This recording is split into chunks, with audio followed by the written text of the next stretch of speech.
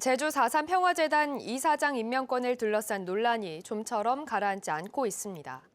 오영훈 제주도지사는 4.3 평화재단도 제주도의 출자 출연기관으로서 지도 감독을 받아야 한다며 도지사가 임명해야 한다는 입장을 굽히지 않고 있는 건데요.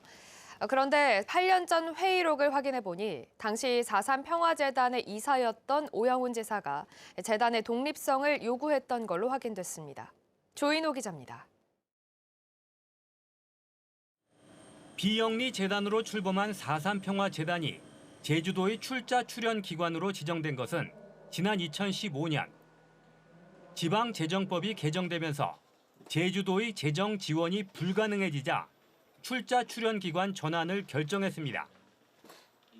당시 4.3 평화재단 이사회 회의록을 살펴봤습니다. 출자 출연 기관이 되면 독립성을 보장받을 수 없다며 이사들이 강하게 반발했습니다. 눈에 띄는 것은 당시 이사였던 오영훈 지사의 발언입니다. 전제 조건은 재단의 독립성과 4.3 특별법 개정을 위해 노력한다는 부분들을 공유하고 양해를 얻어서 해달라고 요청한 것입니다.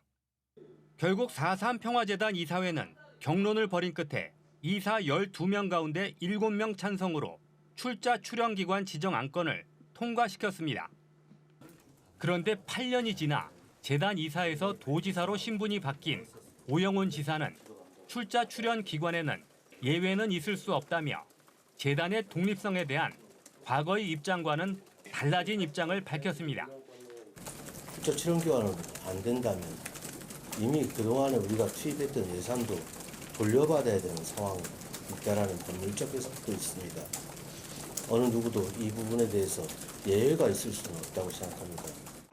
한편 4.3 평화재단 이사회는 지난 3일 오임종 이사장 직무대행을 선출한 직후 4.3 평화재단 조례 개정 철회를 제주도에 요구하고 강행하면 이사들이 중대한 결심을 하겠다고 의결한 것으로 확인됐습니다. 하지만 오임종 이사장 직무대행은 이번 사태에 대한 도민들의 우려가 높다며 제주도와 대화로 해결하는 방안을 이사회에서 논의하겠다는 입장이어서 양측이 타협점을 찾을 수 있을지 관심이 쏠리고 있습니다. MBC 뉴스 조인호입니다. 제주도는 매년 밀려오는 해양 쓰레기로 골머리를 앓고 있습니다. 특히 사람이 살지 않는 차귀도는 천연기념물인데도 관리가 쉽지 않다고 하는데요. 해양 쓰레기가 어느 정도인 건지 김하은 기자가 다녀왔습니다. 섬 전체가 천연기념물로 지정된 차귀도. 드넓은 들판에 아름다운 자연경관을 자랑하지만 해안가에는 전혀 다른 모습이 펼쳐집니다. 바위 사이사이 박혀있는 쓰레기들. 스티로폼부터 물 건너온 중국산 페트병까지 종류도 다양합니다. 바닷가에 버려진 온갖 쓰레기들이 조류를 타고 이동하다 섬에 걸리는 건데 치워도 끝이 없습니다. 각종 쓰레기들이 많이 몰려오긴 하는데 저희가 이거를 치우려고 하면 좀 인원도 좀 부족하기도 하고 그리고 이 섬에 가까이 갈 수 없는 조건이기 때문에 결국 기댈 수 있는 건 해양 쓰레기 수거 자원봉사. 해양경찰과 민간업체 등 100여 명이 쓰레기 줍기에 팔을 걷어붙였는데 포대자루는 금세 가득 찼습니다. 봉사자들이 1시간 동안 수거한 쓰레기들입니다. 폐 플라스틱부터 폐 어구까지 다양한데요. 수거한 양만 50포대가 넘습니다. 이날 하루 봉사자들이 수거한 쓰레기는 1000kg. 내가 버린 쓰레기 하나하나가 이렇게 오염이 많이 될 줄 상상도 못하고 있었는데 이렇게 많은 쓰레기가 있는 거 보고 반성을 좀 하게 된 것 같아요. 이렇게 봉사자들이 한 달에 한 번꼴로 찾아오고 바다 환경 지킴이들이 애쓰고 있지만 밀려오는 쓰레기를 감당하긴 역부족입니다. 제주 바다에서 올해 8월까지 수거된 쓰레기 양은 8,100톤. 쓰레기 수거에 해마다 100억 원이 넘는 예산이 들어가지만 제주 해변은 몸살을 앓고 있습니다. MBC 뉴스 김하은입니다. 제주 시내 한 도로를 달리던 주류 운반 차량에서 소주 수천 병이 도로로 쏟아지는 사고가 발생했습니다. 적재한 문이 제대로 잠기지 않아서 사고가 난 걸로 보이는데 소방대원과 경찰뿐 아니라 시민들까지 빗자루를 들고 청소에 나섰습니다. 홍수현 기자입니다. 제주 시내 왕복 6차로의 한 사거리. 주류 운반 차량 한 대가 적재함이 열린 채 진입합니다. 오른쪽 차로를 따라 우회전을 하는 찰나 안에 실려있던 물건들이 순식간에 도로에 쏟아져 내립니다. 도로 위에 쏟아진 건 운반 중이던 소주 수천 병. 깨진 소주병으로 차량 통행이 안 되자 경찰과 소방대원은 물론 사고 현장을 목격한 시민들까지 청소에 나섭니다. 양손 가득 쏟아진 컨테이너 상자를 다루고 삽으로 깨진 소주병을 쓸어 담아 보지만 역부족. 결국 깨진 병과 유리 파편을 치우는데 굴착기까지 동원됐습니다. 경찰관이 쓰레바지에 담은 깨진 병 조각을 건네면 시민이 자루에 담으며 도로 정리와 청소에 119 소방대원과 경찰, 지나던 시민까지 한 몸이 됐습니다. 그냥 차는 이대로 그대로 있었고 술 종류들이 다 여기 완전 많이 넓어질 거예요. 지금 많이 정리돼가지고 별로 없는데 네, 그 상황이었던 것 같아요. 사고가 난 뒤 도로가 정리되기까지 1시간 넘게 주변 도로는 극심한 정체를 빚었습니다. 경찰은 주류를 운반하던 화물차가 우회전하다 제대로 잠기지 않은 적재함에서 소주병이 쏟아진 것으로 보고 운전자에게 적재물 추락 방지 조치 위반으로 범칙금 5만 원을 부과했습니다. MBC 뉴스 홍수현입니다.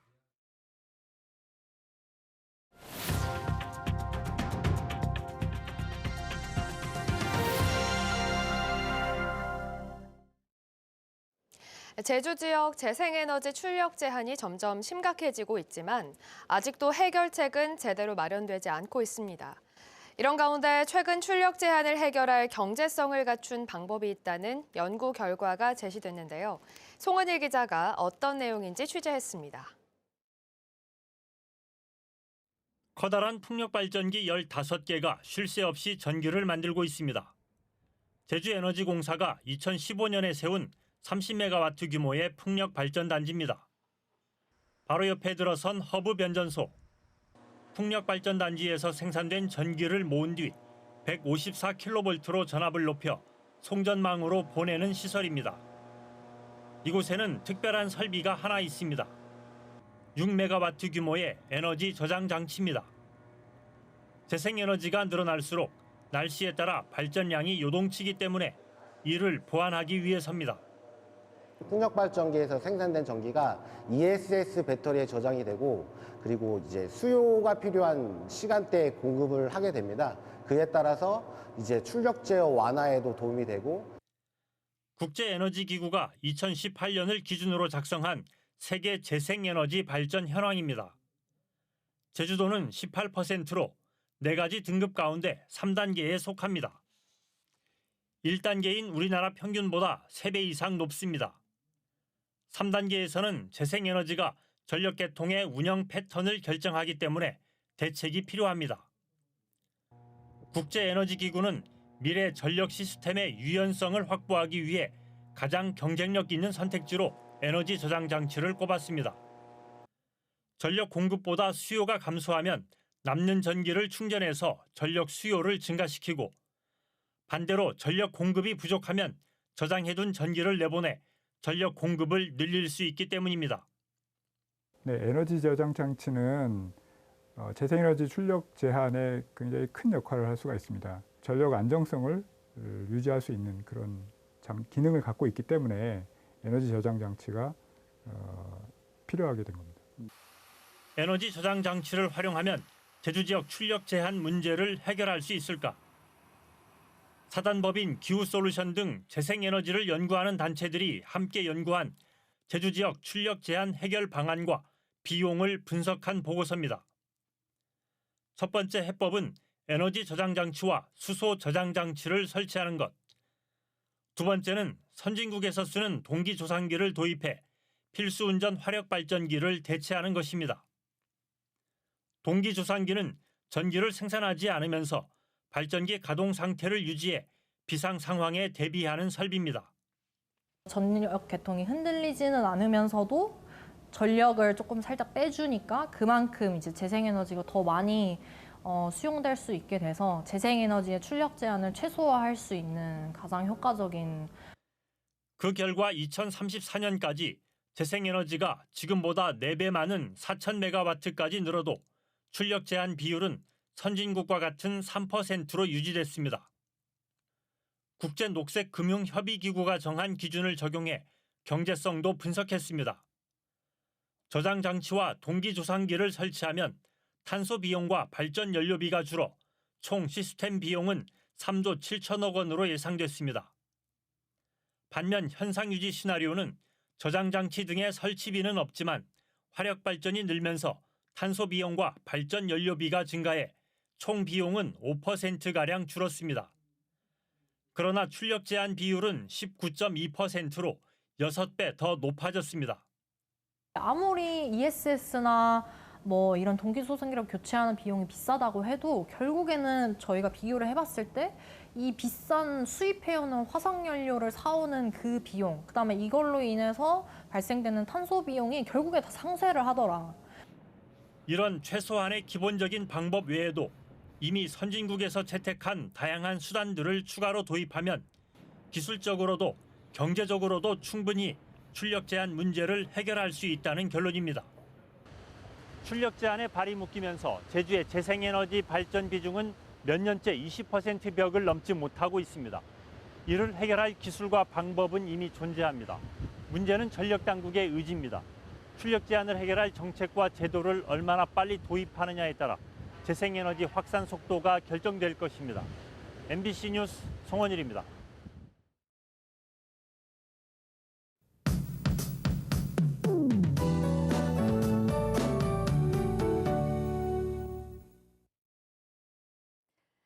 오늘 절기상으로는 겨울의 시작을 알리는 입동입니다. 절기에 맞게 아침 기온이 큰 폭으로 떨어지면서 어제 한라산 백록담에는 상고대가 관측됐습니다.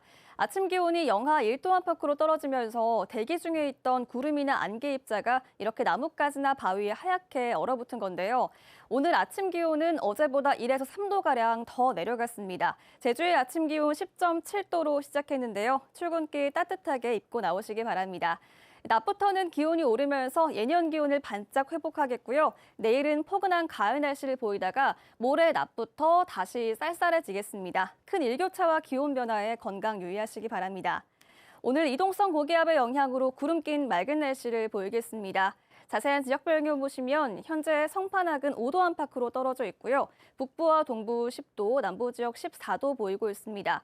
낮 최고 기온은 산간 지역 성판악 15도에 그치겠고 북부와 동부 19도, 남부 지역 21도까지 오르겠습니다. 어제 낮보다 2에서 3도가량 높겠습니다. 도서 지역도 맑은 날씨가 이어지겠고요. 바다의 물결은 제주 전 해상에서 잔잔하게 일겠습니다. 모레 새벽부터 물결이 최고 4m까지 다시 높아지겠습니다. 내일은 맑은 날씨를 보이다가 기압골의 영향으로 밤부터 비가 내릴 텐데요. 내일 밤부터 모레 오전까지 제주에 5에서 20mm 정도의 비가 오겠고 주말에는 쌀쌀한 가을 날씨를 보이겠습니다. 기상정보였습니다. 지난달 제주 지역의 기온은 높고 강수량은 적었던 걸로 나타났습니다. 제주지방기상청에 따르면 10월 제주 지역 평균 기온은 19.2도로 평년보다 0.5도 높았고 평균 강수량은 21.3mm로 평년의 5에서 38% 수준에 그쳤습니다. 특히 제주시 한경면 고산의 10월 강수량은 2.8mm로 관측 이래 가장 적었습니다. 기상청은 기압골이 주로 한반도 동쪽에 위치하면서 강수량이 평년보다 적었고 하순에는 강수량이 기록되지 않았다고 설명했습니다. 4.3 희생자와 유족들이 국가 손해배상 소송에서 일부 승소했습니다. 제주지방법원 김희진 판사는 4.3 희생자와 유족 등 14명이 정부를 상대로 제기한 손해배상 소송에서 정부가 원고에게 700만 원에서 4천만 원의 위자료를 각각 지급하라고 판결했습니다. 다만 희생자와 원고들이 요구한 수십 년 동안 이어진 개인 피해 사례에 대한 인정은 대법원 판례에 따라 위자료 산정도 명예회복 이후부터 발생한다며 인정해주지 않았습니다. 더불어민주당 위성곤 의원이 국회 예산결산특별위원회에서 제주 상급종합병원과 항공편 부족 문제에 대한 개선책을 마련하라고 요구했습니다. 이에 대해 조규홍 보건복지부 장관은 제주도의 진료 권역 분리 필요성을 잘 알고 있다며 최근 정부가 발표한 지역 완결적 필수 의료 혁신 전략에 맞춰 의료 공급 불균형 해소 방안을 마련하겠다고 답변했습니다. 원희룡 국토교통부 장관도 항공편수 확대와 특별기 투입, 기종 변경 등 조치가 가능한 부분들에 대해 협조하겠다고 답변했습니다. 제주 제2공항 예정지와 주변 지역인 서귀포시 성산읍 전 지역이 토지거래 허가구역으로 재지정됐습니다. 이에 따라 오는 15일로 끝날 예정이었던 토지거래 제한 기간이 1년 연장됐습니다. 성산읍은 2015년 제2공항 건설계획 발표 이후 토지거래 허가구역으로 지정됐는데 일정 면적 이상 거래하려면 사전 허가를 받아야 하고 허가받은 목적대로 이용해야 합니다. 제주 전해역이 방사능에 안전한 수산물 안심관리마을로 지정됐습니다.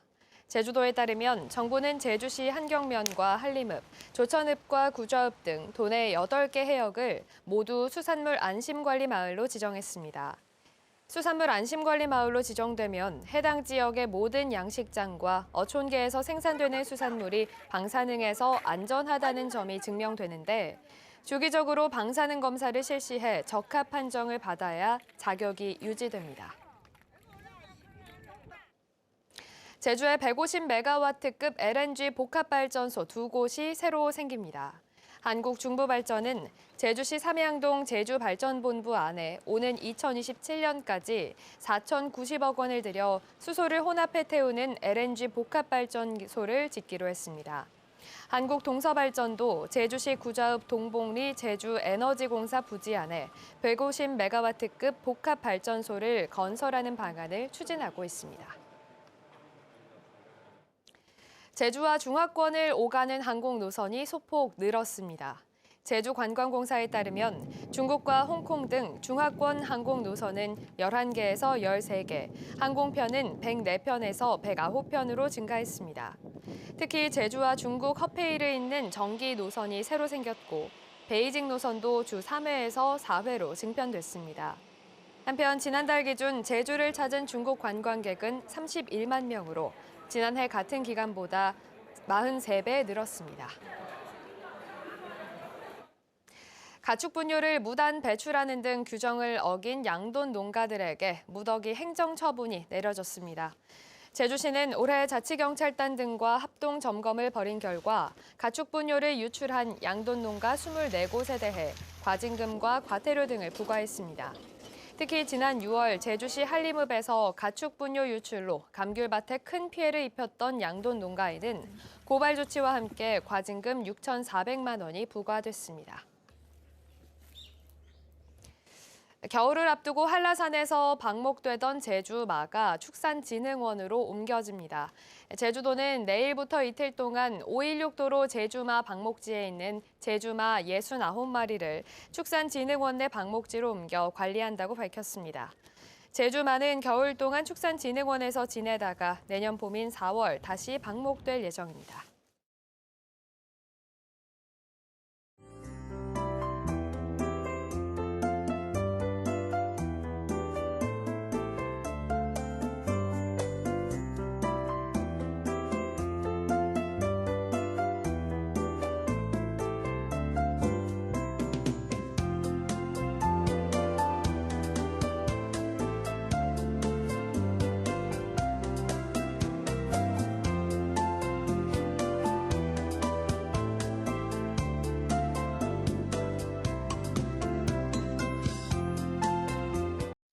뉴스투데이 제주를 마치겠습니다. 시청해주신 여러분 고맙습니다.